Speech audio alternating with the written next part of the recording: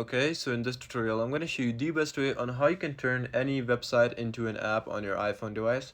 So it's very easy and simple. First up, you need to go to your web browser. It could be Google or Safari, whatever you choose, but just go to your web browser and then you need to type in the website. So for me, I'm doing xbox.com. So simply what you need to do is just find the share icon on Safari. It's very simple. You just need to press on three dots and then you'll see the option of share. Just simply press on that and then you just need to scroll down and till bottom and you'll see an option of add to home screen right over here.